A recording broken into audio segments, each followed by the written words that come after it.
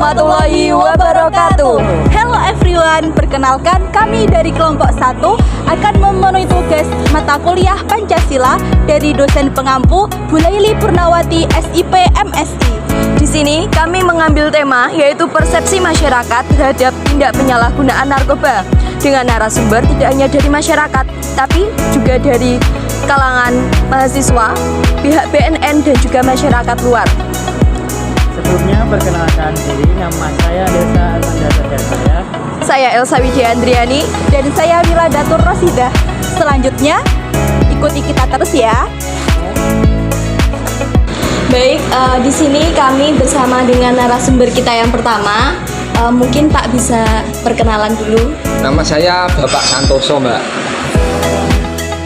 Bagaimana tanggapan Bapak mengenai narkoba, Pak? Pengertiannya, sepengetahuan Bapak itu narkoba seperti apa? Kalau menurut saya narkoba itu kan singkatan narkotik dan obat-obatan terlarang. Iya. Itu merupakan zat adiktif yang apabila digunakan itu berbahaya bagi kesehatan dan istilahnya bisa membuat ketagihan seperti itu, Mbak. Iya. Menurut Bapak, kenapa ya Pak, para pemuda sekarang itu kok lebih cenderung kebanyakan mengkonsumsi narkoba? Nah itu kalau menurut saya faktor yang utama itu kan sekarang zamannya itu sudah modern, Mbak ya. Iya. Mungkin dari pergaulan sama teman-temannya, pergaulan bebas, terus lagi sama teknologi, terus kurang perhatian dari orang tua, itu merupakan faktor yang menyebabkan banyak sekali anak-anak zaman sekarang yang menggunakan narkoba, Mbak. Dampaknya seperti apa ya Pak nanti kira-kira kalau pemudanya itu sekarang itu kecanduan narkoba? Dampaknya ya itu sangat fatal, baik bagi dirinya sendiri dan lingkungan. Sebab gimana Mbak ya? Yang pertama kesehatannya sudah pasti terganggu. Kemudian kalau sudah kecanduan nanti biasanya itu kan otomatis kayak narkoba itu kan cara membelinya kan mahal, Mbak ya. Iya. Pasti mahal. Nah, apabila sudah tidak ada uang istilahnya nanti kan bisa menghalalkan segala cara atau kriminal atau seperti apalah, yang penting untuk mendapatkan narkoba tersebut. Bagi keluarga, bagi semuanya itu berdampak sangat buruk. Menurut Bapak bagaimana cara mengatasi para remaja-remaja muda ini untuk menjauhi narkoba? Sebenarnya kalau cara yang paling utama itu dari lingkungan sendiri, Mbak. Istilahnya dari orang tua. Sejak dini itu ditanamkan akan pentingnya, akan bahayanya narkoba, sehingga nanti kalau sudah agak remaja itu sudah tahu kalau narkoba itu memang tidak baik dan sangat berbahaya. Terus lagi undang-undangnya harus diperketat lagi, Mbak. Kalau sekarang itu kan yang hukumannya yang berat itu kan bagi cuma pengedar ya. Kalau penggunanya cuma direhabilitasi itu kan setelah rehabilitasi biasanya kan menggunakan lagi. Undang-undangnya harus ketat, menggunakan harus dipenjara sekian tahun gitu. Terus lagi aparatnya itu juga harus lebih ketat. Kan banyak mafia-mafia narkoba, Mbak ya sekarang itu. Kadang dari aparat sendiri bahkan juga menggunakan itu juga banyak. Menurut saya harus lebih ketat perundang-undangan. Harus lebih tindak lanjutnya itu Ya, harus betul. lebih ketat gitu Pak. Ya. Terus ada lagi. Sudah, terima kasih Pak ya atas Ya. waktunya. Mohon maaf sudah mengganggu waktu. Ya, sama-sama, Mbak. Itu tadi penjelasan dari Bapak narasumber kita yang pertama. Terima kasih Pak sudah meluangkan waktunya. Ya, Mbak. Tunggu video selanjutnya. Assalamualaikum warahmatullahi wabarakatuh. Waalaikumsalam warahmatullahi wabarakatuh. Baik teman-teman, kita sudah berada di BNN Tulungagung bersama narasumber kita yang kedua yaitu Pak Bara Firdaus. Selamat siang Pak Bara Firdaus. Selamat siang. Bagaimana apa teman-teman kabar? semuanya, alhamdulillah baik. Gimana sehat juga? Alhamdulillah. Alhamdulillah. Baik Pak Bara, begini kami dari Universitas Tulungagung. Unita, ya? Iya, ingin mewawancarai Bapak Oke, mengenai seputar narkoba. Narkoba, oke, silakan. Di zaman sekarang itu kan banyak sekali Pak ya pemuda-pemuda yang kecanduan narkoba Pak ya. Menurut Bapak penyebabnya itu seperti apa Pak? Oke, penyelundupan narkoba ya. Iya. Baik, terima kasih, sangat bagus sekali. Pertama saya mengucapkan terima kasih dulu ya kepada Fakultas Ilmu Sosial Politik ya. Iya, benar. Prodinya Administrasi Publik, Politik. iya, atas kehadirannya harus kunjungan ke kantor BNN Kota Temanggung. Ini surprise bagi saya karena tadi pagi saya di WA ada kunjungan katanya. Iya. Oke, siap dah. Ya, oke. Jadi kita apresiasi ya. Apresiasi bahwasanya kalau ada kunjungan ke sini wawancara terkait dunia narkoba berarti ada kepedulian dari pihak kampus, dari prodi terkait bahaya di dalam dunia narkoba. Dan di Indonesia ini sekarang angka prevalensi penyalahgunaan narkoba itu mencapai 1,73% atau 3,3 juta jiwa seluruh Indonesia yang menyalahgunakan narkoba ya. Itu kan sifatnya sampling, itu yang diketahui. Mungkin yang tidak diketahui bisa lebih daripada itu. Tulung Agung memang seperti sabu itu, ganja itu ada, tapi tidak sebesar di kota-kota besar ke Surabaya, Semarang, Bandung dan sekitarnya ya. Tapi Tulung Agung juga salah satu daerah di mana yang sering menyalahgunakan jenis psikotropika itu double L ya, kemudian jamu penetong ya, seperti itu. Kemudian kecubung, itu harus hati-hati dengan kecubung. Kemudian untuk yang sabu juga ada tapi relatif kecil. Nah, apa penyebab dari orang itu menyalahgunakan narkoba? Kita berbicaranya dari kalangan usia remaja ya, seperti kalian mahasiswa atau SMA, SMP, pokoknya dari SMP hingga masa kalangan remaja gitu ya. Itu biasanya sebagian besar itu anak-anak itu ingin mencari jati diri. Jadi alasannya itu alasan klasik. Terus tanya, kenapa kamu menggunakan narkoba? Ingin mencari jati diri. Karena dia nggak tahu jati diri itu apa, ya kan gitu. Iya. Jadi jati diri yang ada dalam otak mereka itu lebih cenderung ke hal yang negatif, ya kan? Padahal jati diri itu kan kalau menurut pendapat kami ya, jati diri itu ingin mengetahui apa potensi diri segala macam, skill kita, kemampuan kita, bakat kita di mana, itu jati diri kalau menurut pendapat kami, itu jati diri yang positif. Tapi kecenderungan kalau misalkan menurut remaja yang pakai pasti jawabannya sama, mungkin copy paste gitu ya. Ini cari jati diri itu di narkoba ya kan. Nah itu alasannya itu pergaulan pertemanan itu salah satu yang berpengaruh. Kemudian yang kedua faktor broken home juga pengaruh ya kan, karena orang tua kurang perhatian ya kan, segala macamnya disokong sama uang dan uang ya kan. Sementara orang tua itu cenderung yang penting anak saya anteng, nggak peduli ya kan, udah uang aja dikasih. Ya seperti itu bahaya karena memang seperti itu juga ada anak SMK, memang orang tuanya itu bekerja di luar negeri ya sebagai PMI, pekerja migran Indonesia, selalu disokong uang ya kan. Sementara di sini orang tuanya nggak tahu pergaulan si anak itu seperti apa, dan juga tinggal sama nenek, nantinya kan udah sepuh ya kan, nggak ngerti ya kan, anaknya atau cucunya ini pergaulan seperti apa nggak ngerti juga, akhirnya kecanduan narkoba. Tapi waktu itu alhamdulillah kita dengan gurunya itu, dengan yang sekolah sudah bekerja sama ya, proaktif mereka itu melaporkan bahwa si A, si B, si C ini ada yang menyalahgunakan narkoba, dan ada salah satu siswanya yang dibawa ke sini untuk diselamatkan, untuk direhabilitasi. Alhamdulillah anaknya sekarang sudah pulih dari kecanduan narkoba dulu sekolah, dan alhamdulillah mungkin sekarang yang bersangkutan sudah melanjutkan ke studi. Itu pertama itu pergaulan, kedua kurang perhatian daripada sayang orang tua ya kan, seperti itu dari kacamata remaja ya, seperti itu.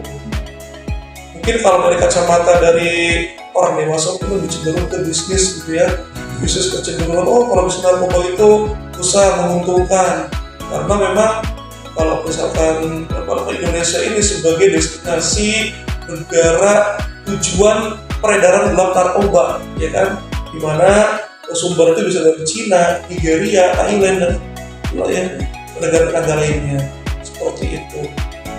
Karena memang narkoba itu ya kalau dari segi uang ya luar biasa. 1 gram sabu-sabu itu harganya 2 juta.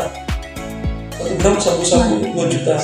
Sementara di Cina sendiri 1 gramnya 20.000. Ya kan? Makanya di kita itu lebih menguntungkan, lebih menggiurkan seperti itu. Apalagi di negara kita ini negara kepulauan, di mana narkoba itu bisa masuk dari segala penjuru, darat, laut, udara, semuanya bisa masuk. Nah seperti itu. Makanya kita harus waspada juga aparat ini ya, seperti itu. Maka daripada itu ya dengan bisnis narkoba yang menggiurkan ini, ya pasti seperti bom waktu ya, pasti suatu saat pasti akan terhembus dan pasti akan tertangkap. Hukuman yang tanggung-tanggung, minimal si pengedar ini 4 tahun penjara plus denda 8 juta. Itu hukuman minimal, maksimalnya bisa hukuman mati. Jadi hati-hati ya. Untuk dampaknya kepada generasi muda sekarang itu, kalau kecanduan narkoba itu dampaknya itu seperti apa, Pak? Oh dampaknya itu bisa merusak saraf. Orang yang pakai narkoba sarafnya rusak, ya. Walaupun dia itu baru sebatas coba-coba, ya. Coba-coba, tapi dalam coba-coba itu efeknya terlalu tinggi. Saya pernah ngobrol sama orang yang baru sekedar coba-coba. Orang itu laki-laki, seperti Islamin ya. Jadi dia itu ketika waktu kuliah itu pernah coba-coba mengkonsumsi namanya sabu-sabu. Padahal baru 1 kali coba. Kemudian ya ini pemeriksaan giginya dokter gigi akan dicabut ceritanya nih. Ketika dicabut disuntik pakai obat bius itu nggak mempan, masih terasa sakit karena sarafnya sudah rusak ya segala macam. Itu baru coba-coba, apalagi yang misalkan udah kecanduan, udah adiksi ya, candu seperti itu bisa mengakibatkan apa? Gangguan kejiwaan, bisa terjangkit HIV. Kan kalau narkoba kan bisa lewat jarum suntik seperti itu, atau ujung-ujungnya suul khotimah, ya meninggal dengan suul khotimah ya. Kalau untuk itu Pak, untuk cara mengatasi supaya generasi muda terhindar dari penyalahgunaan narkoba itu gimana? Nah contohnya seperti kalian proaktif ya, didukung dengan kampus, sukarela datang ke BNN untuk mencari informasi tentang narkoba. Itu sangat luar biasa. Maka dari itu, dari awal saya katakan tadi, mengapresiasi kepada kalian ya, kepada kampus kalian yang sudah mengirimkan mahasiswanya untuk bertemu dengan kami untuk mencari menggali informasi tentang narkoba. Nah itu ya, seperti itu salah satunya ya. Kemudian cara yang kedua, pada saat nanti kalian sudah memiliki ilmu tentang bahaya narkotika atau narkoba secara umum, kalian disarankan untuk menyebarkan ilmu itu ke keluarga kalian minimal. Setelah itu ke lingkungan kalian. Jadi semakin banyak orang yang mengerti bahaya narkoba, insya Allah dari situ bisa menekan namanya angka prevalensi penyalahgunaan narkoba. Ini awal 1,73 bisa turun menjadi 1, seperti itu ya. Baik, terima kasih Pak atas waktunya sudah mengganggu jenengan, dan terima kasih informasinya yang sudah disampaikan sangat menginspirasi kami, dan bahwa narkoba itu sangat bahaya. Iya, dan sangat memotivasi kami bagaimana supaya kita menghindari narkoba tersebut. Untuk sebagai catatan ya, jadi mungkin sebagai pengetahuan kepada masyarakat, narkoba itu sebenarnya boleh. Yang tidak boleh itu penyalahgunaan narkoba. Contoh, kenapa narkoba itu boleh? Ketika orang pada saat operasi itu kan pasti dikasih obat bius. Obat bius itu narkoba. Kenapa boleh? Karena sesuai dengan anjuran dokter, sesuai dengan peraturan perundang-undangan. Itu digunakan pada tempatnya pada saat operasi. Pada saat dibutuhkan. Yang tidak boleh itu salah gunakan, kita nggak sakit, kita sehat-sehat aja, atau kita transaksi dengan bandar, dengan dimana peredarannya itu secara gelap, ya kan, melanggar peraturan perundang-undangan, kita beli untuk menenangkan diri, tidak berdosis mati. Nah itu namanya penyalahgunaan. Seperti itu. Ya, sebagai tambahan tadi ya. Iya. Oke. Baik. Terima kasih, sekian wawancara kami bersama Bapak Bara. Apabila ada kurang lebihnya, mohon maaf. Wassalamualaikum warahmatullahi wabarakatuh. Waalaikumsalam warahmatullahi wabarakatuh. Assalamualaikum warahmatullahi wabarakatuh. Selamat siang teman-teman semua. Di sini saya bersama dua narasumber kita, yaitu Mas Kazim dan juga Mas Alung. Beliau ini adalah mahasiswa Universitas Tulungagung semester 5 dan semester 7. Baik Mas, jenengan itu kan sebagai generasi muda ya, mungkin tahulah seputar narkoba itu seperti apa, terus dampaknya itu terhadap mahasiswa yang mengidap narkoba itu seperti apa. Mungkin dari Mas Kasim bisa dijelaskan. Narkoba kan golongan obat-obatan yang dilarang. Terus kayak ya intinya pada dasarnya narkoba itu adalah salah satu benda ataupun cairan yang merusak moral generasi bangsa. Lantas kalau untuk dampak, yang pasti untuk narkoba sendiri itu dampaknya negatif bagi kalangan muda saat ini. Tapi perlu kita garis bawahi bahwasanya narkoba ini tidak akan pernah habis jikalau pemerintah itu tidak ada inisiasi serius untuk pemberantasan. Terus kayak permainan antara kong kali kong dengan pemerintah dan para pengedar, itu salah satu indikasi menyebar luasnya narkoba di negara kita ini. Jadi kalau menurut saya, untuk pemberantasan narkoba itu setidaknya kita berangkat dari diri kita sendiri. Katakanlah saya mempunyai teman, dia itu dulu pemakai seperti ini, memakai A, B, C dan lain-lain, bahkan dari golongan 1 sampai golongan 3. Dia bisa berhenti karena apa? Satu, dia punya dorongan. Dan pada faktanya banyak pemuda yang mereka itu tidak bisa berhenti atau ketergantungan kepada obat-obatan. Itu dari lingkungannya itu sangat mendukung, terus dari dirinya mereka sendiri itu tidak ada motivasi untuk berubah, untuk bangkit dari keterpurukan penggunaan seperti itu. Mungkin aspirasi tentang Mas Hasim penjelasan narkoba tadi. Narkoba itu ada banyak golongan. Ada banyak jenis juga. Contohnya kayak sabu-sabu, kayak pil. Nah, pil juga itu setahu saya ada beberapa. Tahu saya ada double L, pil kire, apa lagi Mas? Tramadol juga. Minuman bisa disebut narkoba Mas ya.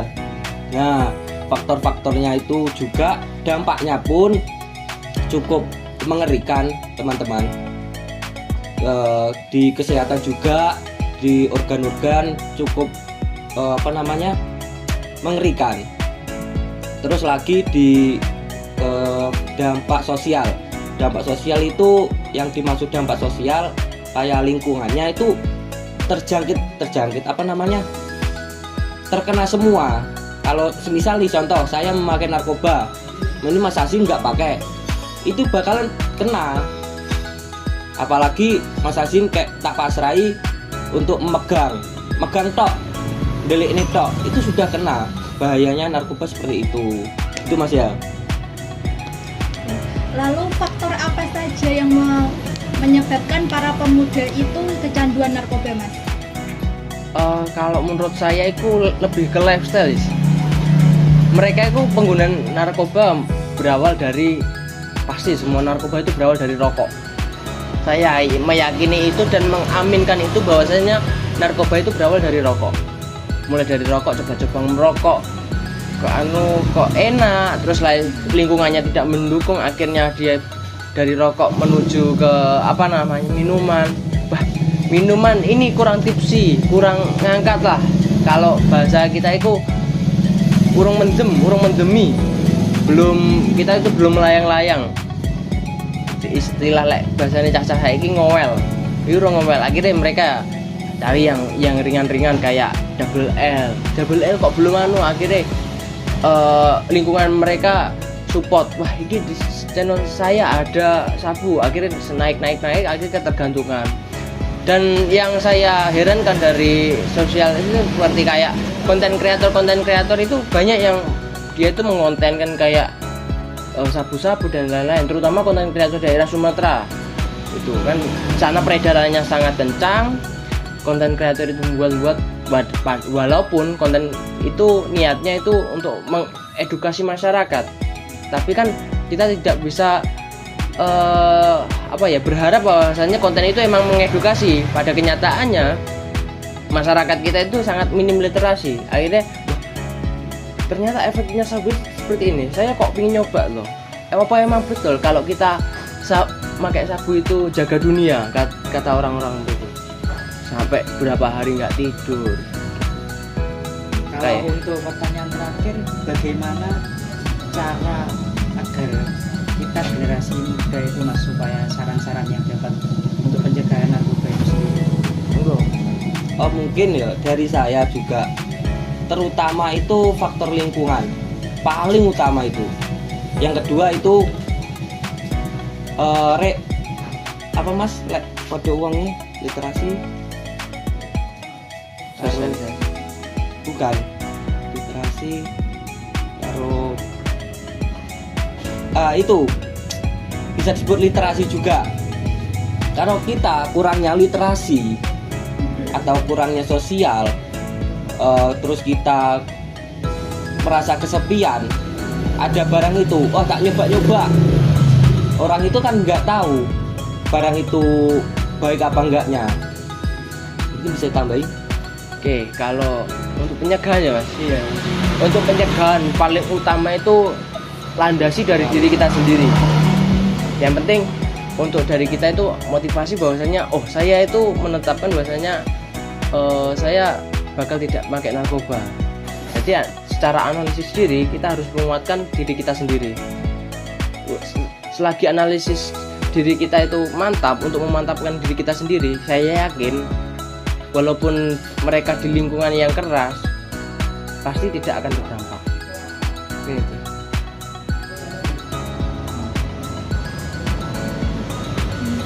Lalu tanggapannya Mas tentang para pemuda itu sangat kecanduan narkoba itu gimana Mas? Tanggapannya?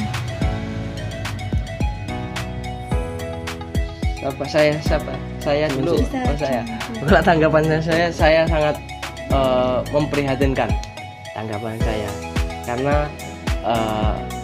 saya berharap narkoba itu tidak menyelesaikan masalah, tapi menambah masalah.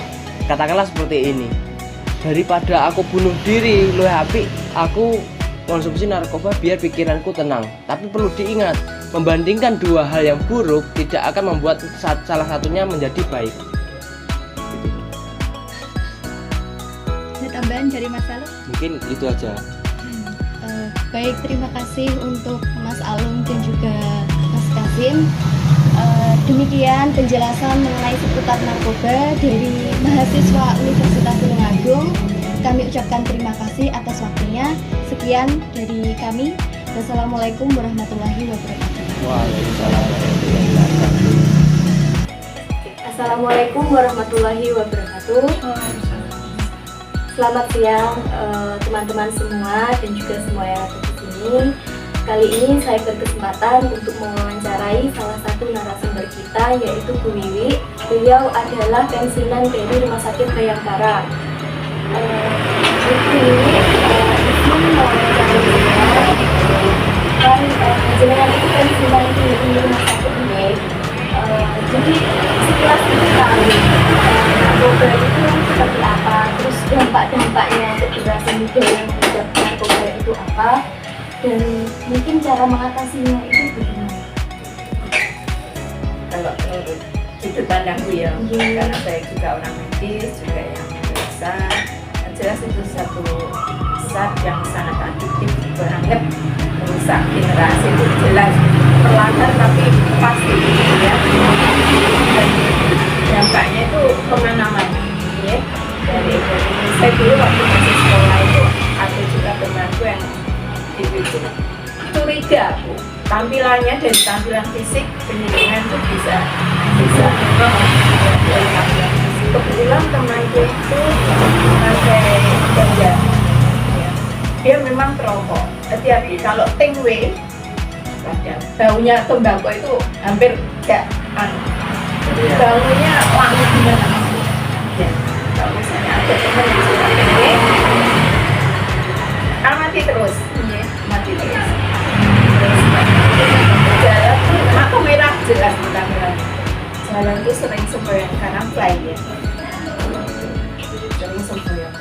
Senangnya tuh duduk di belakang ya, karena kan dia untuk supaya nggak terlihat ya dosennya ya gitu loh. Terus akhirnya yaitu duduknya sering, prestasinya merosot. Nah, kalau sudah itu pergaulannya itu kan juga orang-orang yang nggak gimana ya, yang nggak punya prestasi kan ya, jelas lingkungannya jelek kan gitu ya.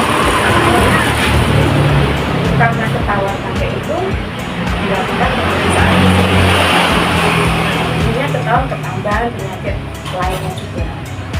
Apalagi kalau sampai ada yang pakai suntik, itu biasanya mereka nggak pikir panjang, jarum suntik itu dipakai 15 kali pakai tidak mereka sudah tidak ada, itu sudah sudah akhirnya timbul penyakit sampingan ya. Ini dari sudut kesehatan ya, karena aku orang medis ya, jadi seperti timbul penyakit kelamin. Kalau yang berat itu akhirnya HIV ya, sifilis itu yang ringan. HIV itu kan pelan tapi pasti ya, berarti kan waktu itu HIV belum sejelas sekarang ya, pengetahuan masyarakat awam banget. Yang masih aneh itu yang sifilis itu sama DO, orang awam namakan kencing nanah ya, kencing nanah nanti setelah kencing nanah buat pipis itu kan sakit ya, terus keluar albus, keputihan itu dari ujung penis, atau kalau cewek dari itu ya mulut vagina itu pasti keputihan yang berlebihan ya. Kemudian sampai berbau bahkan warnanya pun juga hilang ya. Karena saya pernah ngalamin juga, padahal kalau tahu sebenarnya seperti seksualitas itu jelas mereka melakukan begitu, karena kondisi offline itu akhirnya karena lingkungannya begitu, cewek cowok jadi satu, biasanya mereka itu kurang apa ya, berarti pergaulan dari kepribadiannya sendiri ya. Juga kepribadian pengaruh di iman tentang itulah perlunya pendidikan dasar keimanan dari rumah. Tanamkan betul lah, itu contoh dari siapa ya, imamnya di rumah itu si bapak kan gitu ya. Kita selaku orang tua itu harus betul-betul pergaulannya juga. Saya dulu waktu anak masih sekolah itu dulu, teman-temannya tuh kan masih kesini, ibu itu lebih senang gitu, nggak apa-apa ibu, kehilangan duit nggak apa-apa leh. Seberapa ya daripada kehilangan anak ya. Itulah, jadi dari situ saya bisa ngawasi mereka juga, terus tahu siapa-siapa temannya gimana. Kalau kelihatan anaknya ya itu kontrol kita selaku pertama ya, kontrol orang tua. Terus yang ketiga, apa sih, meskipun dia itu misalnya berangkat ke les segala gitu ya, atau les apa, musik atau apa, sekali-kali dicek. Soalnya seperti zaman sekarang kan kayak Gen Z terutama anak-anak sekarang kan kurang pengawasannya. Ya, betul. Ya, sekarang itu apa? Kita bisa monitoring pergerakan mereka juga, ya kan? Nah, di situ orang tua dituntut mengikuti kemajuan teknologi juga ya, jangan terlalu gaptek ya. Nah, itu demi kebaikan anak-anak kita juga, itu terus selain pergaulannya juga, terus kebiasaan jajan mereka itu juga dilihat ya. Karena kita orang Muslim, banyak kan makanan asal itu mereka itu pokoknya dapat duit. Dagang itu kadang nggak mikir, kayaknya dapat untung, gitu. Yang terutama pergaulan sama kita harusan les terus kadang-kadang harus perlu juga kuliah pun kalau di luar kota, jadi aku kebobolan mas. Sungguh kebobolan. Akhirnya insting ibu itu kan nanya, tolong dicek kok masih ketahuan akhirnya nggak kuliah nggak ya kamu nggak di ABM loh mas, cuma 3 semester. Nah kita sidapnya itu semester 7. Nah ini pengalaman berharga, tolong bisa kalian berkeluarga dong. Anak kuliah sekarang disidak alasannya kangen gitu. Saya ke kampus dulu baru nemuin bocahnya. Ya. Sungguh. Yang di luar kota itu kan kayak anak-anak saya kan kontrol orang tua kan dibiarkan. Iya. Yang penting udah aku kasih uang bulanan, kamu kuliah. Di Waktu sana itu aku belum punya HP canggih. Iya. HP ku sih Nokia kuno kecil. Ya itu. Ya jadi itu tolong pengawasan waktu anak-anak kuliah di luar kota itu juga perlu disidak. Itu aku bahkan keponakanku tinggal nulis skripsi nggak mudah, nggak pede. Yang biayai rumah sendiri, namanya kuliah. Terus kok beratnya ini sudah waktu selesai kok. Ini pengalaman. Jadi dari situ terus disidak ketahuan. Ternyata dia waktunya buat skripsi nggak berani, konsultasi ngajukan judul aja nggak berani nemu dosennya. Ya memang mungkin minder ya, sejak kecil dia kan kehilangan bapak yang jadi mungkin dengan ikut bapak juga ya, ditimbul rasa nggak bisa hidup atau gimana gitu.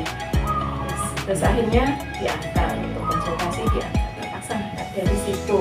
Nggak lama terus anakku dari situ belajar dari situ, terus perasaanku nggak enak, aku nyuruh bapaknya disidak, jadinya di maklum gitu. Ini kulo mbak, aku itu seperti blank, langsung nggak bisa mikir kok ukuran bertupi-tupi gitu loh. Tapi akhirnya masalah itu dari situ bukan akhirnya juga dari situ juga aku selaku orang tua hanya waktu bapaknya masih sering membina, sering jadi zaman dulu waktu belum kecil kan aku sering masuk ke desa juga ya, pembinaan PKK dia kan masuk. Selain kok jago kerja, aku langsung kerja sama juga dengan puskesmas, aku nitip dengan Koramil juga, rampuni semua itu yang itu. Terus biar mereka itu nggak lah, paling tidak tuh masyarakat itu tahu kalau pemerintah itu sebenarnya ada dana, ada pengawasan gitu loh ya. Jadi kalau nggak tahu itu kan misalnya tepat sasaran, jadi memang seharusnya kontrolnya lebih mudah. Nah itu ya. Jadi di tingkat kecamatan itu untuk pemberantasan kriminal itu harus mengadakan langkah-langkah mereka untuk mencegah itu gimana diberangkan gitu. Jadi satu, jadi misalnya dananya itu cuma sedikit-sedikit kan bisa digantung ya. Di desa itu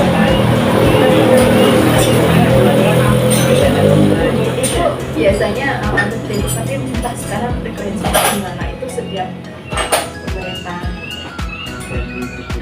itu berbeda program juga ya, atau prioritas programnya kan juga berbeda juga, apa itu lincah enggaknya itu semua tergantung dari atas itu. Sekarang di atasnya gimana gitu. Jadi kalau tingkat kecamatan, kalau yang pimpinan kecamatannya itu mau merangkul terus ngajak kerjasama meskipun dana limit, kalau digabung itu kan bisa saling dukung kan gitu loh ya.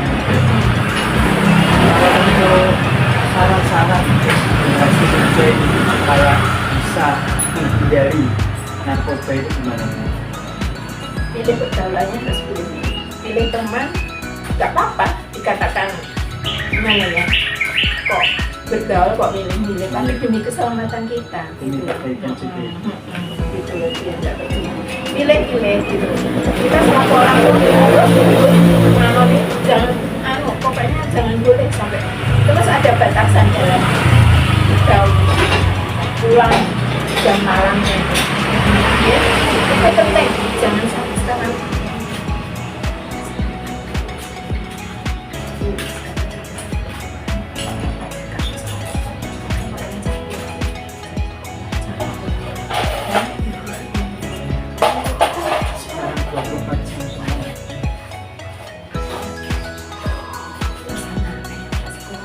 Nah itu pengalaman kita. Kalau di luar rumah, ya otomatis ya tadi kembali lagi pentingnya didikan iman. Ya itu pondasi utama, itu remnya orang hidup ya. Remnya orang hidup ya. Kalau kita nggak takut sama Allah, nggak takut sama dosa, ya remnya belum. Iya kan? Meskipun kita itu punya iman, tapi kalau pergaulannya itu lingkupnya orang-orangnya negatif, kalian tapi lambat tuh mesti kacau. Iya. Ya kan? Batu hitam aja, batu kali kena angin bisa. Nah, apalagi hatinya manusia, apalagi kalau sampai lupa sholatnya segala. Bentengnya kan gitu. Pelan-pelan Pak, rapuh. Iya.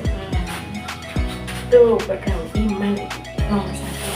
Terus pergaulan yang ini untuk jaga itu juga jangan takut dianggap kuper ya.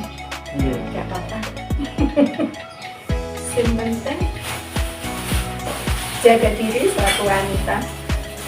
Ya, itu nomor satu.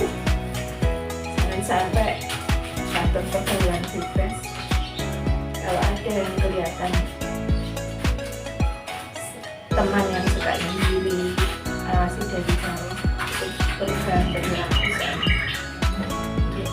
Kalau ada yang bisa nggak ngomong, dikorek, pelan-pelan diarahkan.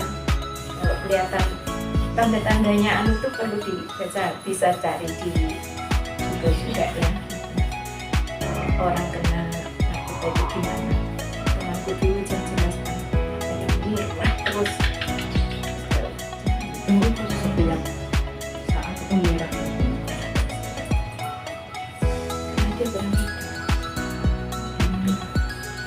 karena dia berani kena asapnya ganja inilah terus dia.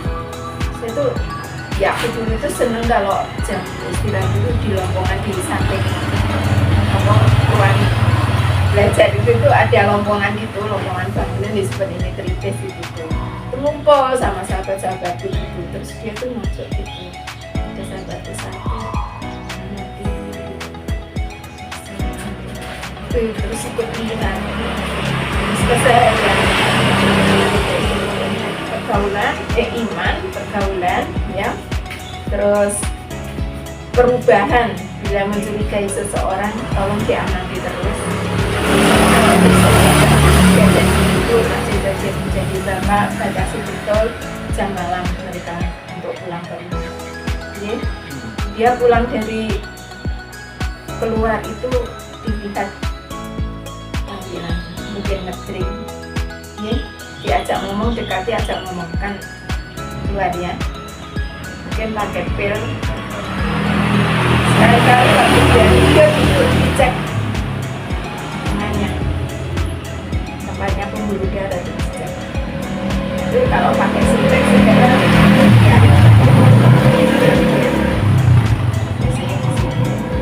Di sini pembuluh darah. Kalau dia tidur udah main lakinya. Jam belajar ikuti. Dan itu nempel muka yang aku tuh anak pelaku cek dulu aku ini monitoring di ruang tengah sambil nonton TV. Ini senang foto. Tak parah nih mas. Nah kok Itu lagi ngantuk nonton. yang mending tutup tidur pesenku aku dugaan loh. Ya Allah, saya kira kok cuma itu ya yang penting itu terus jangan memberi uang saku melebihi. Aku dulu ke anak-anakku memberi jatah mingguan, jangan diberikan bulanan, ya itu bahaya. Mingguan misalnya jatah per harinya berapa, kasih untuk seminggu, biar dia belajar untuk mengelola keuangannya sendiri. Kita juga mudah untuk ngawasinya, penggunaannya untuk apa. Kalau diberikan banyak untuk 1 bulan misalnya, itu bahaya. Uang kos pun dulu waktu mingguan, kos berapa, uang bulanannya berapa, 2 minggu sekali kamu pulang. Gitu aku. Jadi tak pas mas memang. Untuk mencegah hal-hal yang negatif. Kalau sekarang dulu sekarang ada loh. Kuliah sekolah dimasukin Joko dibilang alah anak pakai ponsel SD dikira SD dikira kabupaten ternyata hilang. Bayangkan sampai sini itu ternyata di pegunungan sana saja sampai gunung kok kayak mau tahu ya. Kayaknya nutupi juga. Jadi deken. Makanya aku sebenarnya tidak balik Indonesia. Gabung jadi. Kembali lagi. Iya. Itu sejak zamannya sampai bisa. Namanya bermain. Kalau orang sendiri, jadi jiwanya tahu persis. Banyak sebenarnya tadi nggak aku nggak suka. Tapi gimana lagi itu karku ya. Jadi sebisa mungkin ya, aku kan sering ke YouTube atau TikTok ya, sering komen aku. Ya itu sering kok gini ya hukum kita itu terus aja untuk suara setuju enggak kalau Pak Prabowo ini aku langsung komen setuju lah karena dia yang lain kok sudah itu dari sisi kesehatannya itu ya yang jelas itu merusak liver jelas bisa karena itu nanti kalau ngedim itu mematikan sel-sel liver. Jadi akhirnya livernya itu menjadi keras. Efek jangka panjangnya itu yang istilahnya orang-orang dan kalau istilah medis sepsis ya sepsis adalah karena virus hepatitis B ya. Kalau virus hepatitis B itu sepsis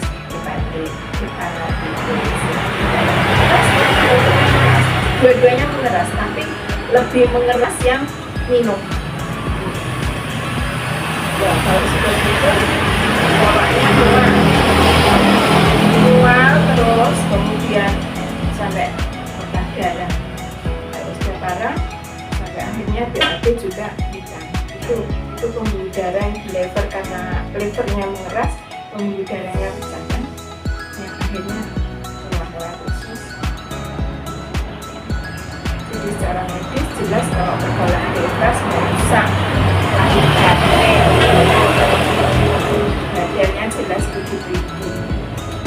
Yang lain cukup sekian dulu. monggo, Terima kasih atas waktunya. sama-sama. Kalau mungkin nggak memuaskan boleh ya. Sangat Tapi memuaskan aku sekali. tolong dikasih pertanyaan.